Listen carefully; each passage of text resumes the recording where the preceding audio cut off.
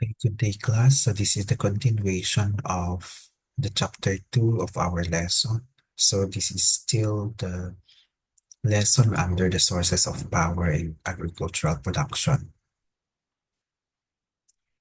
So last time we have discussed the sources of power, which includes the human power, animal power, the mechanical power. And now we will continue with the electrical power. Okay. For the electrical power, we usually do not utilize the electricity directly to the agricultural operations, but through these electric motors, okay, that we were able to use electricity as our source of power in agricultural operations. No? So these are examples of electric motors used in the agricultural operations, especially water pumping, no? Pagpapump ng tubig natin para sa irigasyon. Okay? Okay. Electrical power is used mostly in the form of electrical motors, as I have mentioned a while ago. The motor is a very useful machine for farmers. It is clean, fast, and smooth running. No? Compared to internal combustion engine, mas malinis po itong electric motors because hindi po ito nag-e-emit ng smoke. No? Walang nasusunog sa kanya na fuel. Okay? Yan. Its maintenance and operation needs less attention and care. Hindi rin siya masyadong maselan, no? As long as hindi siya puno ng mga alikabok at malinis yung motor natin, walang problema, no? Okay? The operating cost remains almost constant throughout its life, no? So yung operating cost niya ay yung kuryente lang po natin. Okay? Electrical power is used for water pumping. So dito usually natin ginagamit itong electrical power through the electric motors or electrical motor, no? Ginagamit natin sa water pumping and then of course sa pagpapump ng mga gatas ng mga baka natin, no? Sa milking ng ating cattle, no? Or cow. So usually gumagamit yan ng electric motors. Okay? Yan. Ang electric motors, ginagamit din natin for cold storage, no? So, the compressor itself, dun sa ating mga refrigerator ay merong motor yan. Okay? Ito din yung mga fans natin, mga electrical, industrial fans, and then industrial na mga exhaust fans natin na ginagamit sa malalaking warehouses natin ay electric motors din po ang gamit natin dyan. Sa mga processing din ng products natin. Like for example, itong rice mill na maliit, no? Meron din siyang ganito. Okay? Electric motors ang nagpapagana sa rice mill natin na ito. Of course, electrical power is also used through electric motors na ginagamit natin sa mga, especially sa fruit and vegetable industry natin, no? Sa mga processing facilities natin like washer ng fruits, mga ganyan, no? Waxing ng food. So usually gumagamit to ng electric motor. Kaya electric motor is usually used for mga machinery na nasa loob ng mga processing centers natin kasi hindi siya masyadong maingay and of course, hindi rin siya nag-emit ng smoke kaya safe siya kahit sa loob ng mga buildings to ginagamit. Okay? Usually sa mga ganito, sa mga large scale na fruit and vegetable industry, gumagamit sila ng motor to automate or mechanize yung ating mga fruit and vegetable operations, no? Like washing, mga waxing, mga ganyan. Okay. So that's how we use yung mga electrical power natin sa agricultural operations natin. Move on na tayo dito sa renewable energy, no? Ayan. So usually ang mga renewable energy natin ay example niyan, yung mga wind power natin, solar power, biogas, and including the hydropower, no? Yan. Isa-isahin natin itong mga renewable energy. Bakit sila source ng power sa agricultural operations natin? Okay, unahin natin itong wind power. Wind power is a clean and renewable energy source. Wind energy generation fits well in agricultural and multi-use working landscape. Wind energy is easily integrated into rural or remote areas kasi walang masyadong, as long as merong hangin, no, pwede tayong maglagay ng wind power. Okay?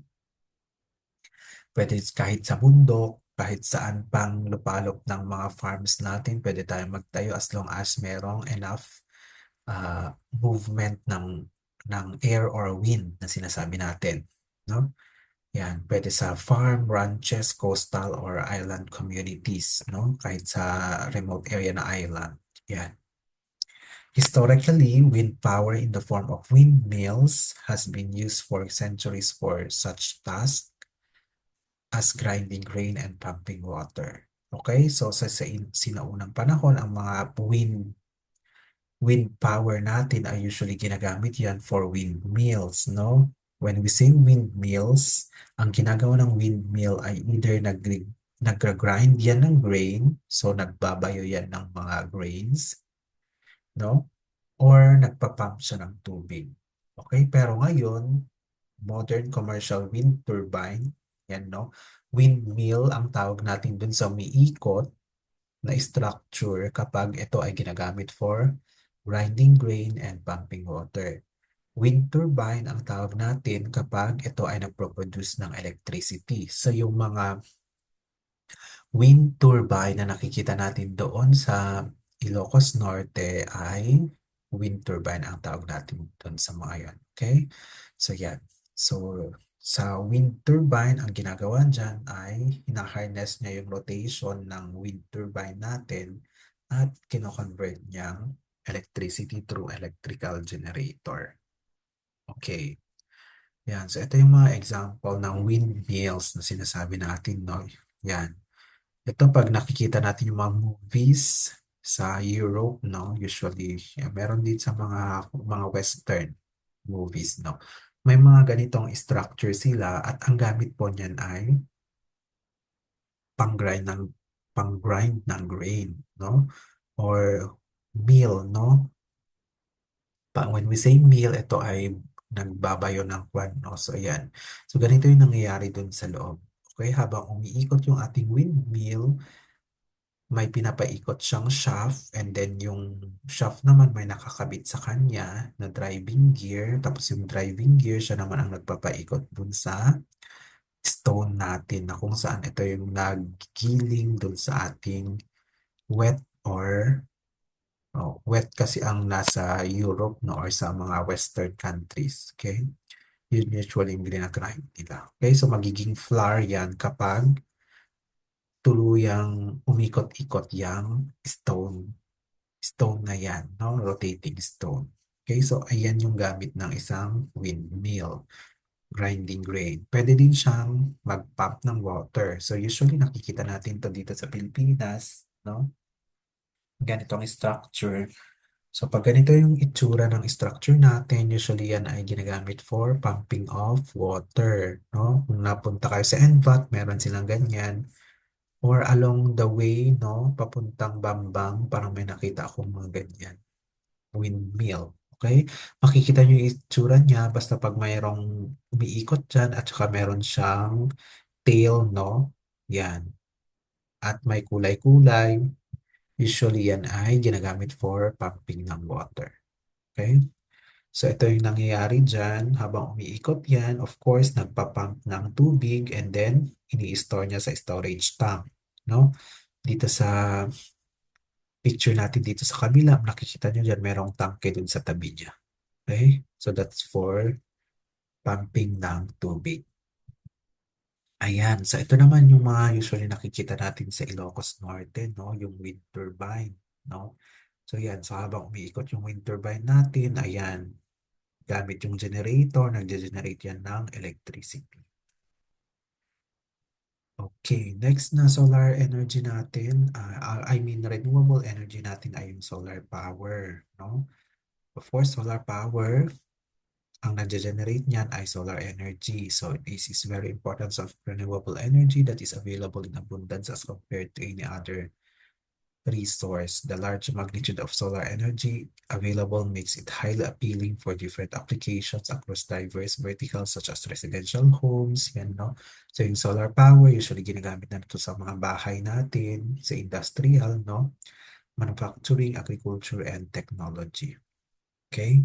Yan. So mas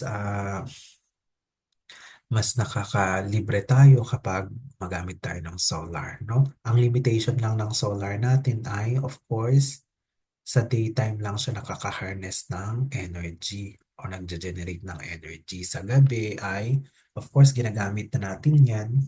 So, hindi siya 24 hours nagge-generate ng energy. Okay? Yan. So solar-powered water pumps, usually ginagamit na to, rampant na project na to ng DA, no? Department of Agriculture. So usually ganito yung mga project nila. So nandyan yung mga solar panels, meron silang tangke dito, yan, no? Meron, of course, meron silang water pump dyan na malaki, hindi lang nakikita dito, pero yan, yun yung nagpa-pump, no? Kung bakit nalalagyan ng tubig itong tangke natin. Okay, so while yung solar panel ay hina-harness niya yung energy, ini-store naman sa battery or direct na pinapagana niya yung ating water pump, no? Yung electric motor ng ating pump. So yung pump naman, nagpa-pump siya habang nag-generate ng energy naman itong solar panel. So yan. So nandito yung tank natin dyan, pinupunan niya ng tubig and then dito nire-release dito papunta sa mga palayan natin, no? Yan. Okay. Yan. So usually ginagamit ito sa solar powered na irrigation natin. Next ay crop and grain drying. So of course, ginagamit din ang, alam naman natin na ang araw ay ginagamit natin para magbilad, no? Pwede magbilad ng yung mga damit nga natin, ginagamit natin ang sun rays, no? Or sunlight. Okay? Sa mga pavement din natin, ginagamit din natin yan, no? Pag maaraw, naglalagay tayo ng mga, nagpapatuloy tayo ng mga palay dun sa pavement natin, minsan pa nga sa daan, sa National Highway. Okay? Pero yan, pwede din kasi natin gamitin yung solar power as part ng ating ah, dryer, no? Yan. So, pwedeng ganyan. Yung dryer natin ay powered by solar panel. Okay? So, same lang din yung principle niya. Meron tayong solar panel dito na kung saan nag-harness ng solar energy and then nag-generate siya ng power na i-store dito sa battery. Ngayon, yung battery siya naman ang nagpa-power dun sa heater natin, no? Or dun sa fan natin. Okay? Dito sa electrical element, usually ito yung nagsasak ng parang exhaust fan yan, no? Tapos yung init sa labas, kinokolekta niya dyan, then pinapalabas niya dito yung hangin, no? So of course, pag yung sinasabi nilang nayangyangan, kapag napayangyangan yung mga damit natin or nilagay natin sa electric fan, di ba?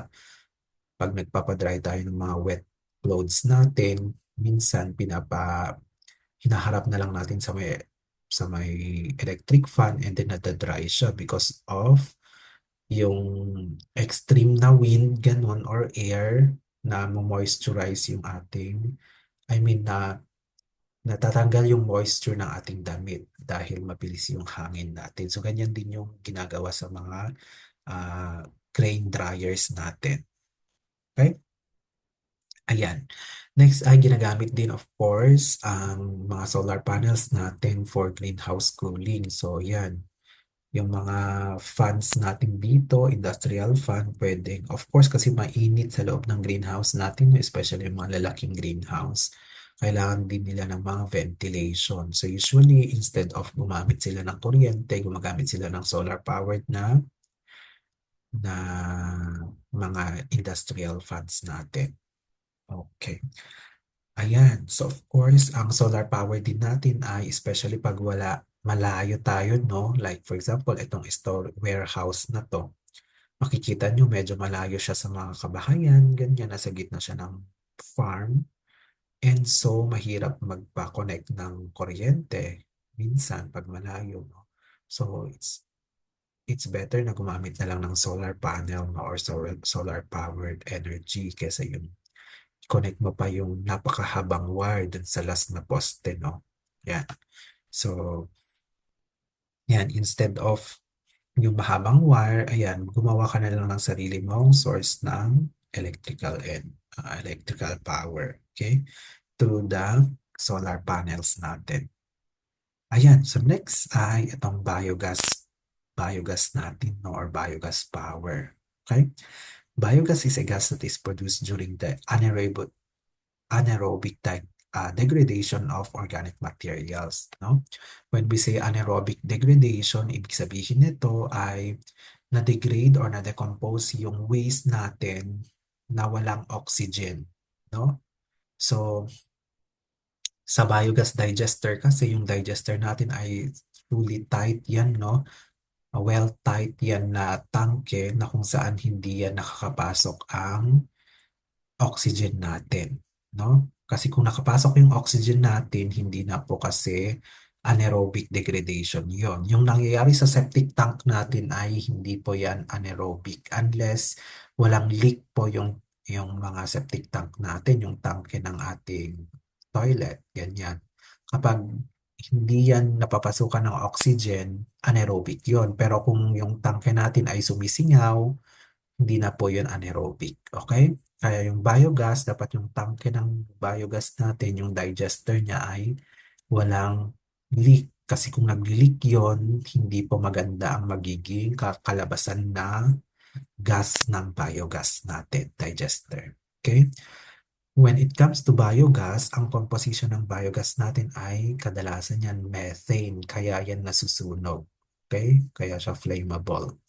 60 to 70% ay methane, carbon dioxide naman yung 30 to 40%. Okay? Biogas also has trace amounts of other components such as water vapor, hydrogen sulfide, and ammonia. Okay, so medyo rich in ammonia din yung nilalabas ng biogas digester kaya pwede din siyang gamitin sa fertilizer, especially yung solid waste ng ating biogas. Okay? Yan. Usually, tinatawag nilang green energy yung naproproduce ng ating biogas digester. Okay? Yan. So, para mas maintindihan natin, so meron po tayong chart dito, no? Flow chart. When it comes to biogas production, ang mga sources ng raw materials natin ay pwedeng livestock waste, no? Mga wastes ng animals natin, pwedeng cow, pigs. Pigs ang medyo suitable, no? Waste ng pigs, mga ganyan, mga piggery natin. Lahat ng mga waste ng pigs natin doon ay pwedeng idala dyan sa anaerobic digester. Pwede din po yung mga kuwan natin, no? Agricultural crop waste, yung mga tinigpas nating mga plants, pwede din natin ilagay dyan. Wastewater, no? Yung mga nanggagaling sa sink natin, yung pinaghuhugasan natin sa lababo, mga ganyan, no? Pero hindi, based sa mga researches, hindi maganda na madaming sabon ang naidadala sa anaerobic digester, no? For example, yung pinaghugasan ng leftovers, yung hindi pa natin sinasabon yung ating plato, yon mas better yung mga ganun, no? And then food wastes, yung mga leftovers natin, pwedeng ipasok dyan sa anaerobic digester. Okay? Anaerobic digester ang tawag natin dun sa tangke kung saan doon na bubulok or doon na ferment yung ating mga wastes. Ayan. Kapag tumagal na yung mga wastes natin dyan sa loob ng digester, ang pwede niyang ilabas dyan ay yung biogas. Biogas, so gas yan. Para yung gas sa gasol natin. Okay? So yung gas na yan, pwede natin gamitin for heating. Of course, kapag sinunog mo yan, mag-create ng heat or for fire, no? Electricity, no? Meron ding study na yung ating biogas ay pwede niyang i-generate or pwede niyang paganahin yung internal combustion engine natin. Okay? So, dun sa internal combustion engine natin, instead na lagyan ng gasolina, ang ipapasok sa kanya ay itong biogas, no? So yung biogas ngayon na yan yung susunugin ng internal combustion engine natin sa loob niyan. Okay? So pag yung ating internal combustion engine ay pinagana niya yung generator, so magkakaroon tayo ng electricity. Okay? Biogas, meron tayong tinatawag na biomethane. So yung biomethane na yan, pwedeng gamitin na fuel. Yun nga yung sabi ko, yung gas natin pwede din yung gas no mismo, pwede nating ma-convert yan into fuel. Yun nga yung sabi ko, pwede niyang paganahin yung ating mga internal combustion engine. Okay? Gas grid, pwede natin ding gawin to later on. No? Sa ibang bansa kasi mayroong mga biogas na ah, mga sasakyan na nakarely sa biogas kaya pwede siyang i-connect sa mga gas grid natin na parang yung gasolinahan natin ay meron na ding biogas or biomethane na sinasabi natin. Okay?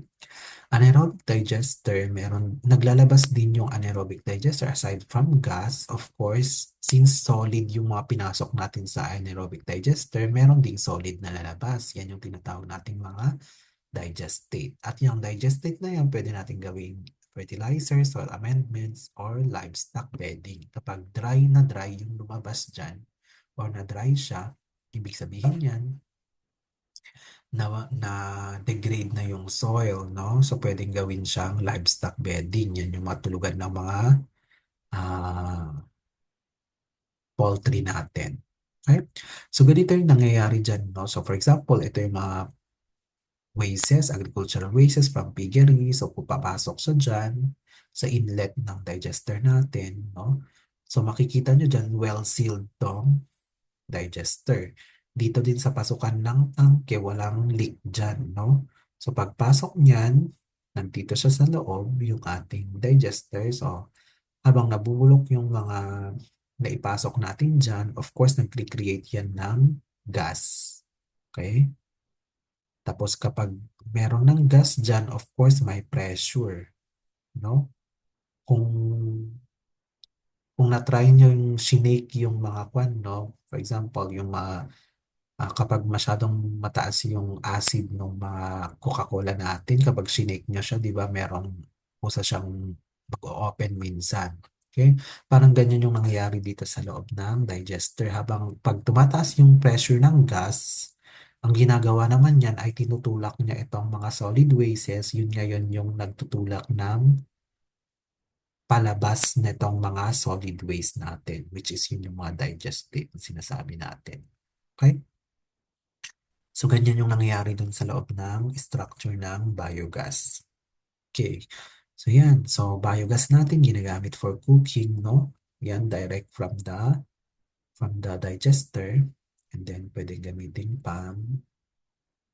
pangluto. So, hindi po mabaho yung lalabas dyan na gas. Okay? Kapag nasunog na yung gas dyan, hindi na yan mabaho. Kung mabaho po yung nasusunog dyan, ibig sabihin may something po sa digester natin. Hindi po maganda yung pagkaka-digest ng wastes natin dun sa loob. Baka may leakage po yan and may problem po dun sa digester natin. Okay, so yan, ginagamit for electricity dahil yan, napapagana niya yung makina ng generator. Ayan, so yan, ito no, sa ibang bansa, pwede gumagamit sila ng biogas for fueling ng sasakyan. Okay? And ito yung sinasabi ko, yung mga nilalabas niyang solid na wastes. So yan, pwede gamitin fertilizer or soil amendments or ito livestock bedding, no? Tulugan ng mga dairy farm natin or mga poultry natin, pwede din naman. Okay? Next ay itong hydropower. So dinagdag ko to, no? Sa klase ko po na natapos natin ma-discuss to. So please, kung nakarating kayo dito sa discussion na to, well and good, no? Yan. So hydropower natin or hydroelectric power is one of the oldest and largest sources of renewable energy which uses natural flow of moving water to generate electricity. Okay? So ginagamit dito yung flow ng tubig para makapag-generate ng electricity. Okay? Kung dun sa wind power, wind turbine, I should say, ginagamit yung umiikot na wind turbine para mag-generate ng electricity. Ito naman ay yung tubig, yung flow ng tubig. Okay? Ang advantage ng hydropower ay hanggat may tubig po yung dam natin, pwedeng mag-generate yan ng electricity ng 24 hours. Okay? Ito naman yung pinaka-advantage ng hydropower. Okay? Ang pinakasikat sa atin na hydropower ay of course malapit tayo dito sa Magat Dam Hydroelectric Power Plant located sa Isabela, no? So ito ay isa sa largest na hydro facilities dito sa Luzon with a maximum output of 380 megawatts. Okay? Ito yung typical component ng hydropower, no? So yan, meron tayong dam. Of course, sa dam na yan, dyan naiipon yung tubig natin. Okay? Ngayon, meron tayong tinatawag na penstock. Dito dumadaan yung tubig. Okay? Na rine-release ng dam. Okay? Yung dam natin, no? Usually merong overflow ng tubig dyan, no? So yung nakikita nating daanan ng tubig dun sa Magat Dam ay yun po yung overflow na daanan ng tubig. Hindi po yan yung penstock. Okay? Kasi yung penstock po ay nasa loob po ng semento yan, no? So yan, enclosed po yung penstock natin. So nagfo-flow po yung tubig sa penstock. Ngayon, yung pressure ng tubig, yung lakas ng tubig na mag-flow ay yun yung magpapaikot sa turbine natin dun sa loob. Okay? Yung turbina na yun ngayon yung nagpapaikot sa generator na nag-generate ng electricity. Okay? Kaya yan, yung electricity na yan, pwedeng connected siya sa grid natin. Okay? Yan ngayon yung maidi-distribute na kuryente. Okay? Yan. Meron tayong mga different classification ng hydroelectric power plant. Excuse me.